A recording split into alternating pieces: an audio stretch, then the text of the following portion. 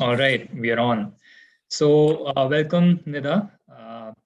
Thank We you. have been planning this workshop, which was Yes. supposed to be initially a live workshop, and we had a lot of registrations. Unfortunately, due to some technical issues, we are doing this by ourselves as people couldn't join.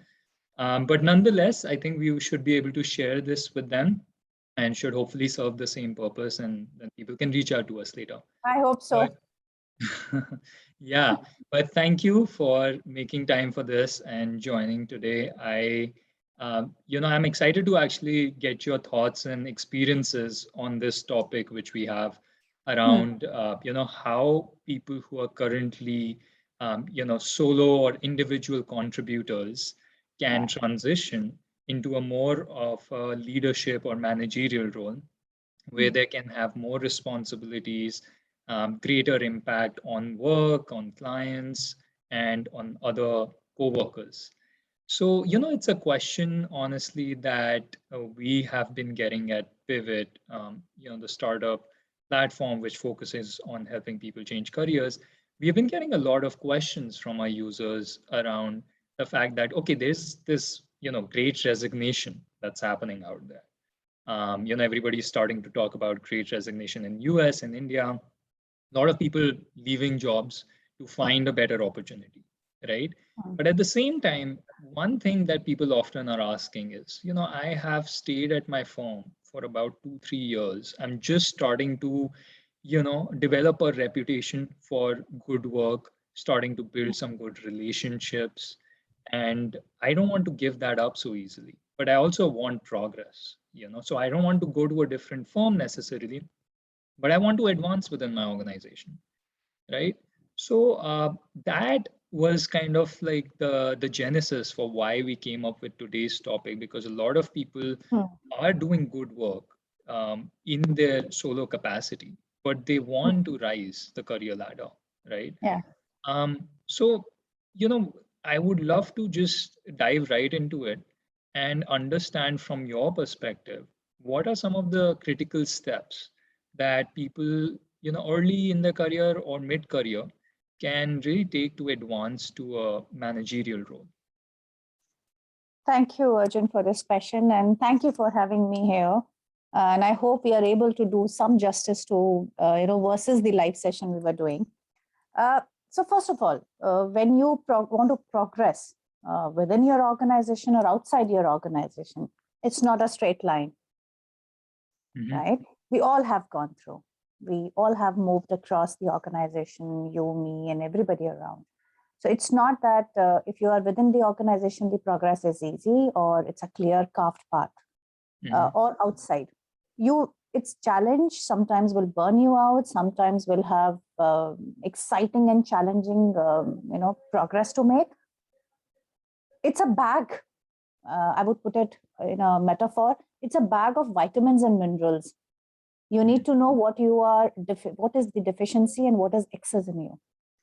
You need to balance that out, because some things which are good for you, your strengths, your weaknesses may derail you someday. So it comes with, and people, what is the first thing we look for when we say progress? Is authority. When authority comes, it comes with responsibility. When power comes, it comes with empowering others. When you say you are a leader, it's not about managing or creating followers. It is about letting or creating that leaders who can lead with or without you. You have been, when you're a solo hero, you need to create heroes below you so that you become a superhero, Hmm. right? There is a hat. I'm an expert and I love to provide solutions. Now you need to resist answering, insisting, asking. So it's a change. First of all, when you want to move or you are into that role, you need to accept thoroughly that role. You get into the skin of that. You need to remove that layer. When we want to grow, we have to, first of all, go away from that skin which is there, because it becomes dull over the time if we don't evolve. So if you want to shine, we have to create new habits. So it's a bag. The lot of things which put together creates you into that role. Which so far it's about what and how. Now it's what and how versus why behind that what and how you support others. Right. Right. That's how you transit or you start thinking about your transition. Got And it. it has not come easy for anybody. Yeah. Yeah. No, absolutely. I think you touched upon the point where once you get power, you need to empower others, and that's something a lot of people, especially early in their careers, have a hard time resonating with because they have always thought about their career growth, and Yeah. their way of just climbing the ladder, perhaps making higher pay, all of those things. Hmm. So I really agree with that. But if we were to just kind of focus on some of the, very clear steps that people could take. So like, I think what you're describing is very, very true in terms of the mentality, the Hmm. philosophy or the mindset, that people need to have when they're thinking about the Hmm. transition. Right now, let's say, I'm somebody who's about in their late 20s. I've spent Hmm. about 3, 4 years working at my current firm, and Hmm. I'm hoping that I'm due for a promotion that will grant me more authority, like you said, Hmm. right? But I'm unsure, am I taking the right steps? Am I like, is doing good work in itself my pathway to a Hmm. managerial role? Or Hmm. are there some other things I can do, perhaps go above and beyond doing just good work that's been assigned to me, um, to get to that role? Okay. So, and let me try to answer that. First of all, when you are into such stage where you are into a dilemma, you need to ask. You need to first step is to ask and seek clarity Mhm. from your managers. If you have a mentor or a coach in the organizations, normally organization have for high potentials and high performers, and even for everybody who need. So seek clarity. What is expected? Mhm. Sometimes when we are doing what is expected is what we think is now makes us due for our next role. Right. That may not be enough. You need to exceed. You need to showcase that now you're ready for interdependency. So far, you have been dependent on your own expertise, right? Mhm. Now you need to evolve. You need to learn certain things which are sometimes called as dynamics or diplomacies, or a good word is dynamics and a political word would be diplomacies of the role. So now you need to move, understand it's a web of relationships. It's about getting work done through others. It's about how you maneuver your way. Now, so far you have been managing upside. Now Mhm. you need to know it's vertical, lateral, horizontal, all side. Mhm. You need to manage your relationships with your peers. You need to manage your relationships with people under you. Somebody who was your peer may become your reportee if you are looking, you're aspiring for a next role, or someone will become your manager. So you need to know how do you manage those relationships. You need to know what are those skill sets I have today, what I possess today, where do I stand, where do I come from, what makes me happy, what makes me satisfied, how do I communicate, and what am I communicating, is it perceived in the same way, how am I perceived? All these questions helps us to go towards our strengths, helps us to go leads toward those development areas, blind spots so called. If you're not aware of, you need to be aware of, because you have come so far. But if you want to go ahead, you need to know. Because if I talk of an early career person and when they are aspiring for a managerial role or a next level, you need to know how am I perceived. That is important. You don't need to please everybody, but you need to know what you are giving away is reciprocated or perceived in the same way. The wavelength is same. Today, if my strength is to work independently, which is for everyone who is an expert, provide technical solutions, provide functional solutions. Tomorrow, my expertise would be to resist and let others answer it. Right. I have been micromanaging because I have been planning, executing, strategizing all on my own, and I was reviewed by others. Now, going forward, the point would be, how do I balance the micromanagement with an aerial view? Right. So I need to seek feedbacks. And I need to have that periodic review. I need to give feedback and I need to seek. Right. And also work on those areas which are viable and feasible. And be loud that I'm working. Like stand up for yourself, kind of. Absolutely. Yeah. Nobody is going to help you. Now that self-preservation, theory of survival of the fittest is no longer existing. Now, if you want to become a superhero, you need to create heroes. You need to develop next level, next version, next layer of skin on you. Yeah, no, that's a very good point. I was just thinking about my own experiences, right? I've spent about a decade in consulting and worked primarily at two organizations, but my experiences were quite different. In my first company where I started, working full time, I had really great mentors. Okay, somebody who really showed me the ropes and kind of vouched for me at the end of the years for my performance and my capabilities. And I'm sure it played a very, very strong role in helping me progress and getting more leadership opportunities and managerial role opportunities, right? And then at the other firm, which was also great, I had a lot of great peers. I remember there were a few people, who uh, primarily thought about themselves and their span of control, even if sometimes they were leaders. So kind of a little bit of territorialism and those kind of things. So, I have realized the importance of mentors, right, when it comes to career progression.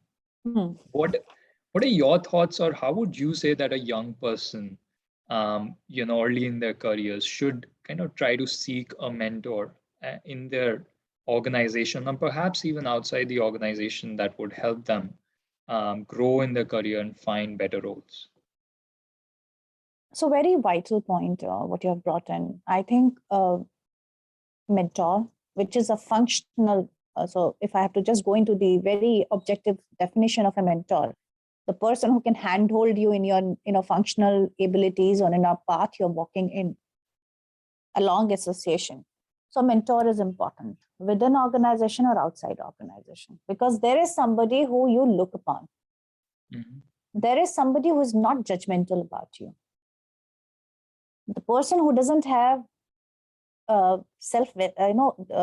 vested interest, but the vested interest that person, he or she has, is your growth.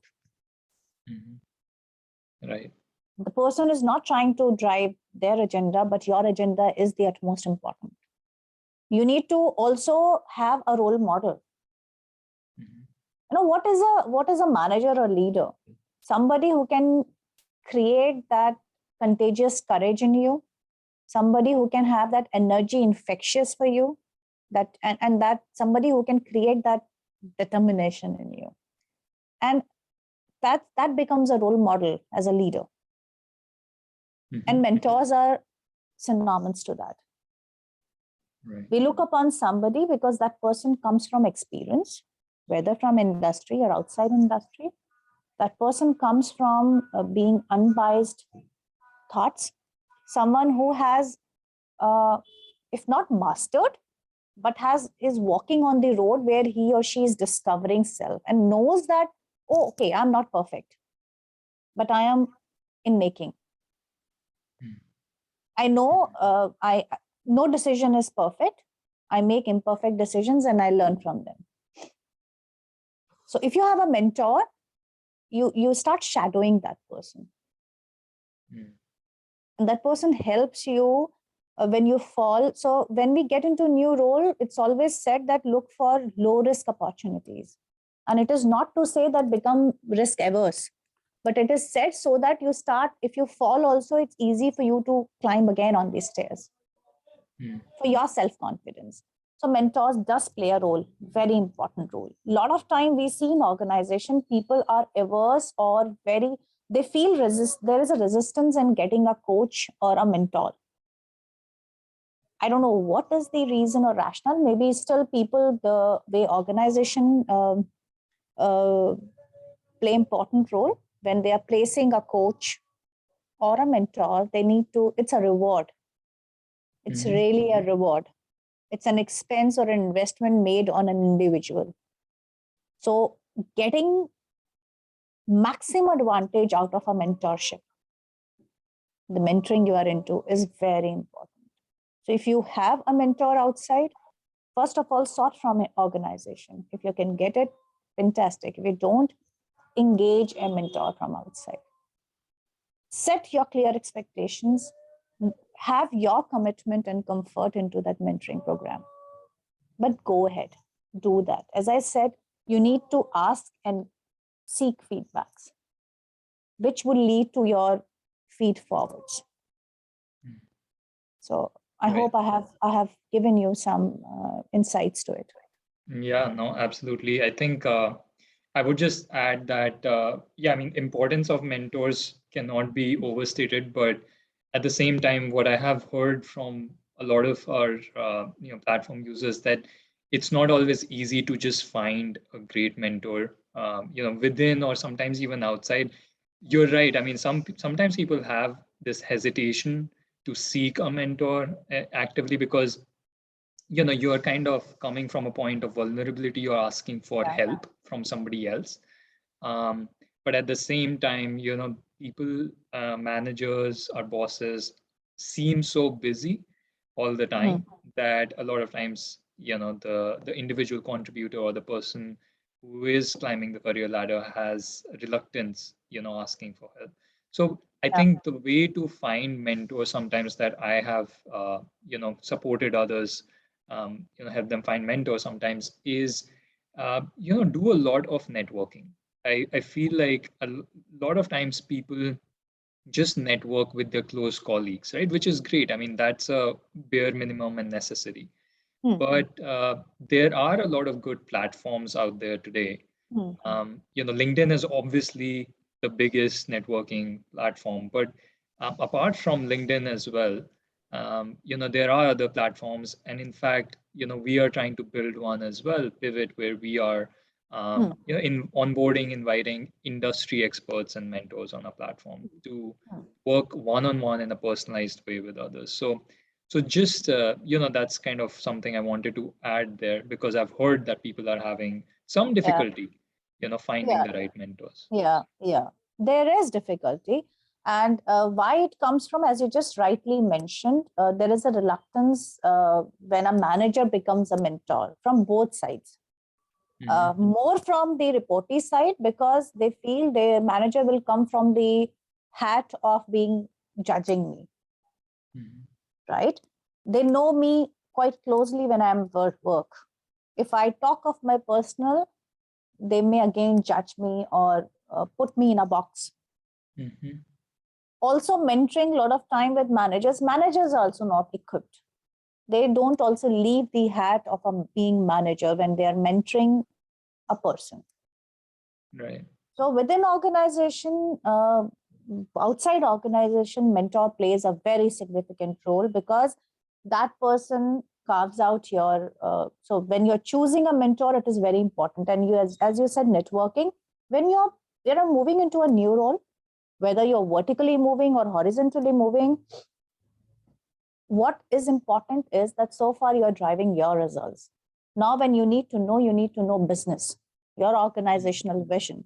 You need to know how cross function works. You need to know what are trends in the industry. What is new? If I am an HR expert and I was working a time, and today, if I don't network, or I don't network with coaches, which fellow coaches, I won't know what is going in the industry. What new practices, new learnings I can, and when so learning, leading goes hand in hand. Right. Learning even from somebody, a subordinate or your colleague or your peer, one needs to be open about it. And mentor is important. Choosing a mentor is the most important part. Just choosing on the basis of cost, time isn't enough. You need to know what result you're driving, what effectiveness you want. And that's very important. And nobody else can do anything, Arjun. Right. I won't be able to do it unless I want to fly and I want to learn how to fly. No, there is no magic weapon. There is no magic tablet which you can just swallow and you become a leader or a manager or you transit in a new role.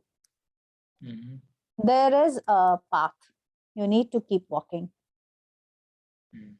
You need to keep knowing unknown, discovering self and discovering others, knowing how now your personal priorities marries your organizational or your team priorities. As I said, it's a enmeshed web of relationships, responsibility, empowerment.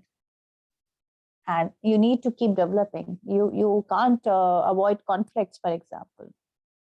You need to address. No, absolutely. I really like that point you just made, which is kind of intuitive, but I don't think a lot of people would think about it that way, which is your manager is typically considered as somebody who will, kind of show you the ropes, tell you how it's done. But end of the day, they are in charge of assessing your performance, right? And there is an inherent conflict in that, right? Because the point you made is, it will be very hard for them to kind of separate out their manager hat versus their mentor hat. And I mean, personally speaking, I have been fortunate enough to have a manager who was also a great mentor to me. But I agree, I've also had managers who were not able to mentor me in the way that I would have liked. So I see that point, and I think it's something that people don't always intuitively think. So that's a good one. Just switching gears a little bit, Nida, moving on to something else that I feel is critical for people to think about and take action on when they want to become a manager is understand what are your strengths and weaknesses, right? Understand what kind of skills you have, both from a technical standpoint, which are usually essential to fulfill any role, as well as the soft skills, as we call them, which can vary significantly person to person. And based on what I have seen, those are usually the differentiators between a good manager, versus someone who has potential to improve. But let's say again, I'm somebody who is looking to become a manager. How do I get started in this process of self identifying my strengths and weaknesses and then bridging any gaps that I have? Okay, first thing which is in the discussion is, and I don't want to forget it, and I want to mention is that you in the new role you need to observe, absorb, learn, and then act. A lot of time in new role we come from an experience and we want to act. We want to become reactive. So absorb, observe, learn, and then act. Double up your communication, but set your boundaries. When I say set your boundaries, you need to know now which role you are into. Now you have preview to salaries. You need, a lot of confidential stuff which you used to talk over the coffee with people because they were your peers. Now tables are turned. So you need to know, be vulnerable. Let people know you care for them. You need to have compassion, empathy. You need to have. But then also you need to know where to stop. You, as I said, industry trends. You need to know where do I stand when it's about knowledge. Asking, seeking feedbacks, working on it, and saying it loud, I'm working on it, is important. The most important things when you get into managerial role is conflict handling, earning trust. You have trust, but now you have to earn and build on it. Creating that culture where people are not just, you are thinking you are making them feel heard, but are they really feeling they are heard? So creating that culture where people can put their values and ideas, controlling and resisting yourself while answering, and not undermining when you're saying I'm inviting your ideas and solutions, but on the other way, devaluing and undermining them. Let them own it. As I said, authority comes with ownership, responsibility. So now your role is not just your role. You're responsible for others' performance. You're responsible for others' growth. Right. So I would cite an example when I was an individual contributor. One, I felt I had a habit of doing everything very faster. And my definition of perfection was faster, quicker, turnaround, making every stakeholder updated. If there was something slowing, I need to update people. And that's how I felt. And when I was an individual contributor and doing everything on my own and very happy doing everything. When I became a manager, what started becoming my derailer was my strength, doing everything by my own.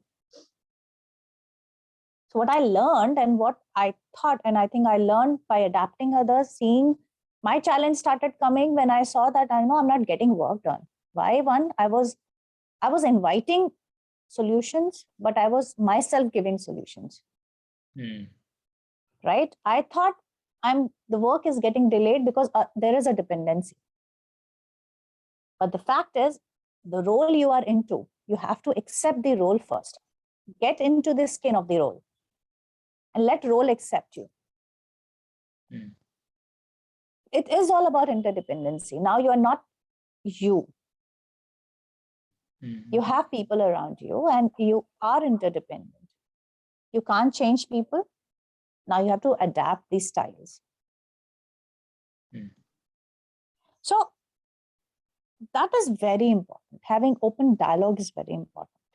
From technical, so I had a brain which was used for functional and technical abilities. I was exercising my brain for that. Now my brain has to exercise art, science, craft all together. And I have to enjoy that. People burn out because that is how it happens. It's a challenge. We start succumbing to pressure because we want to prove that we have become a manager. But that is where you need to go slow. There is a book called First 90 Days.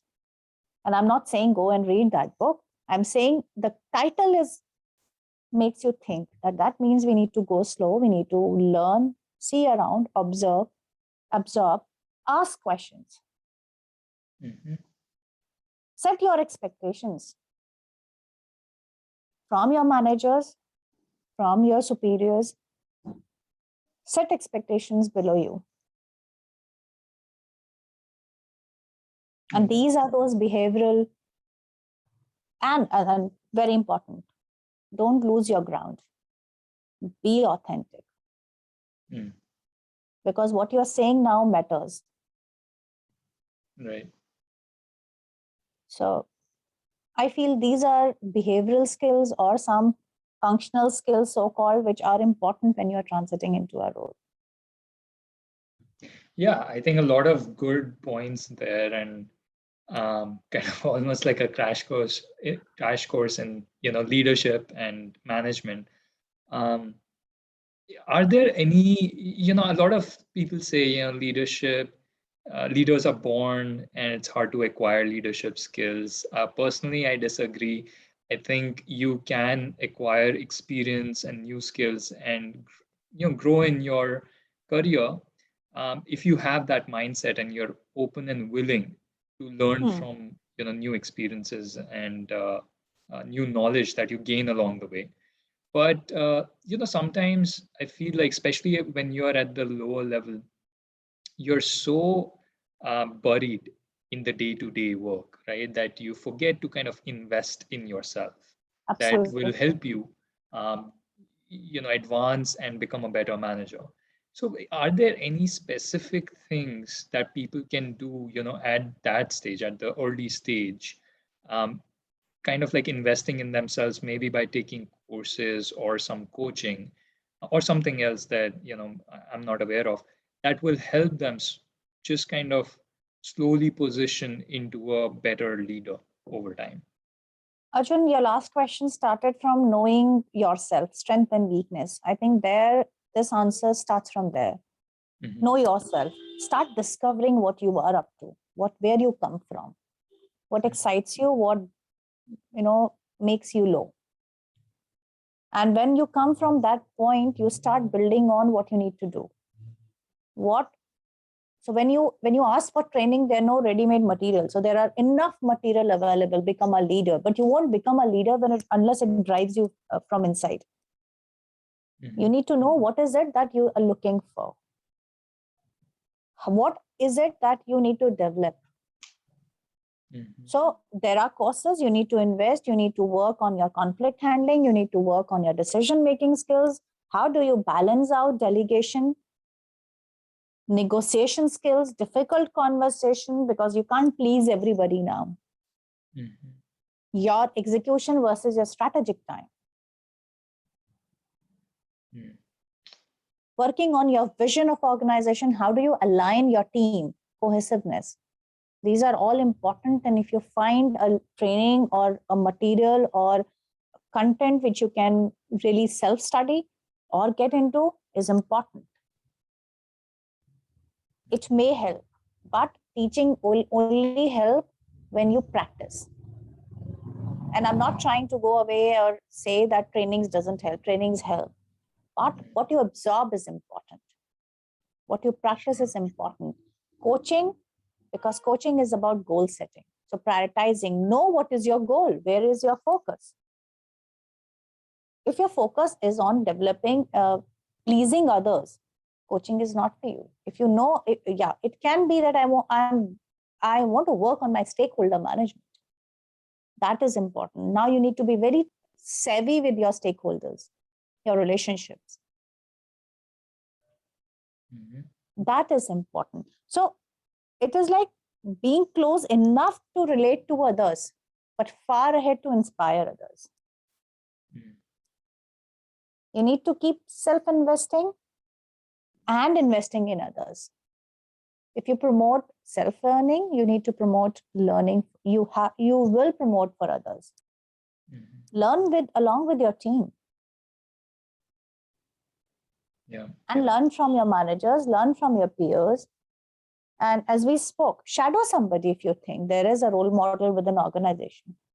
Look Hmm. what makes him or her stand apart. Why is he or she inspiring you? That's something which is on job. Then there is a Right. part which is training, which can be internal, external. And then the important part comes coach or a mentor.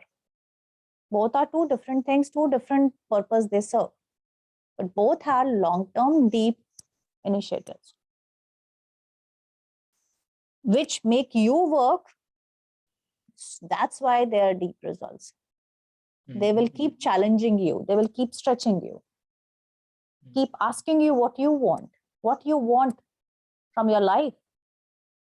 How do you define success? How do you define that I want to become a manager? How do you define that manager role? So this is important, but you need to know where are you investing and what ROI you're getting. Hmm. That ROI you need to define. Right. So Yeah. Yeah. I think again, a lot of great points. And I personally would say that like you said, taking courses and coaching is a bare minimum or a requisite. Ultimately, you have to kind of, take the points that others are telling you, but really internalize them and imbibe them, and then practice them on a day-to-day basis, rather Absolutely. than, just carving out time on the weekends or just periodically. Because becoming a good leader is not like becoming a good engineer, right? They're very different things. With engineering, you know exactly, what kind of code you need to write to get the right results. With leadership, there are so many different variables in working with other people, Yeah. that you can't always predict. So you need to have, the right kind of mindset and ability to Yeah. manage difficult situations while, also balancing a lot of different conflicts. So so yeah, no, Arjun, I want to absolutely. add something here. You just Yeah. said it, leadership or managerial role is very fluid. You keep flowing with it. You seem you are in control, but you're not in control of anything, nor you can control. It continue and you need to keep flowing with it. Everyone has challenges, but on very unique to them, Mhm. right? Uh, you become a controller, or you get that authority. Now you need to champion it. Mhm. So it's not laid out for you. That, as you said, the code is there, a technical ability is there. Now you need to decode it. All right. All right.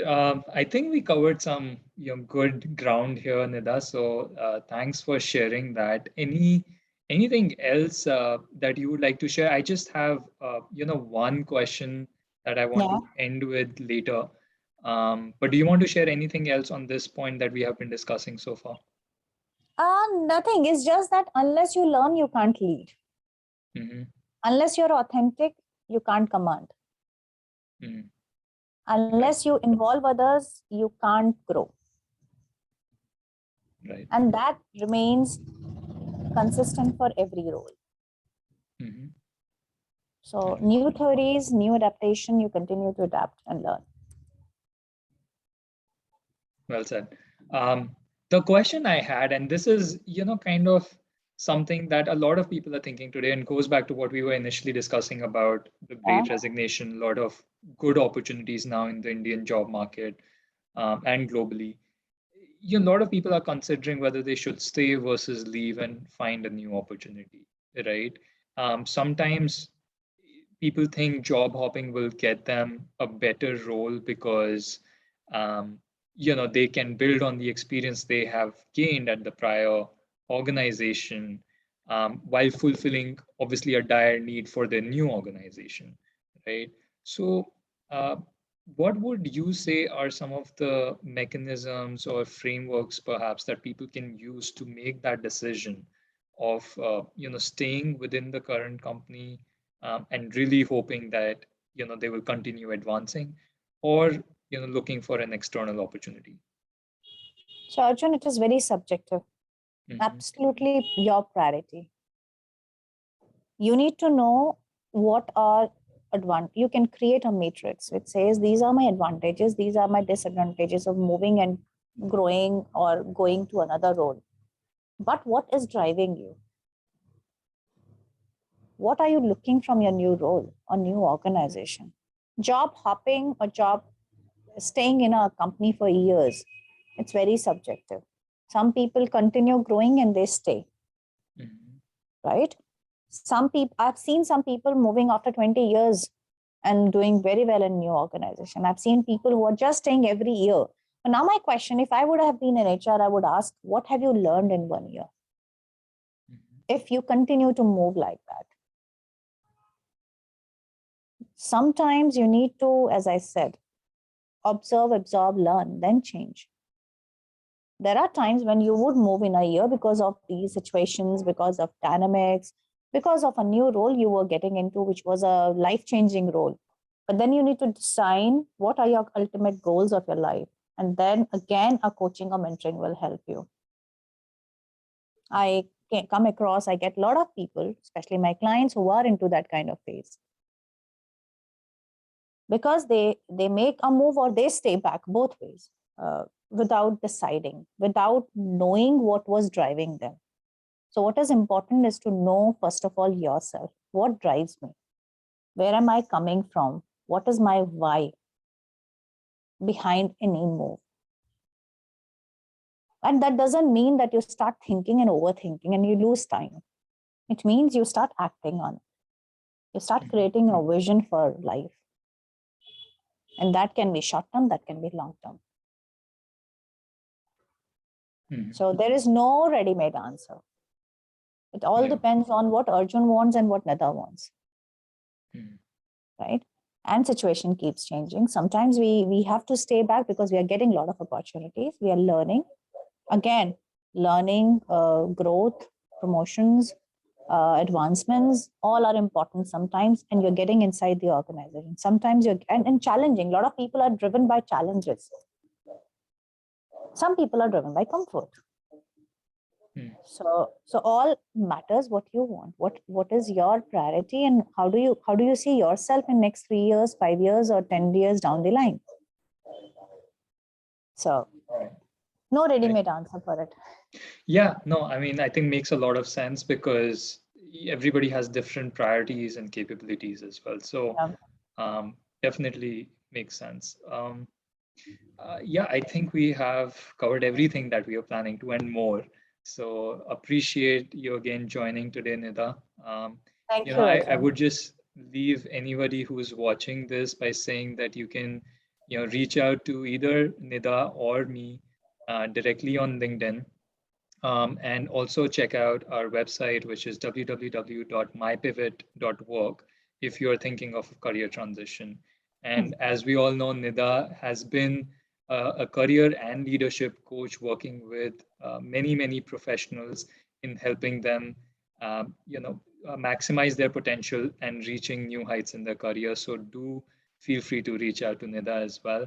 Nida, any last words, anything you would like to add? I think be authentic, talk straight. Ask Perfect. what you want. Love that. Love that message. Great. Thank you so much again, Nida, for joining. Thank you. And hopefully, we'll do another session soon. Sure. Thank you, Arjun. Thank you, Pivot. Bye. Take care. Bye bye. Bye. Bye.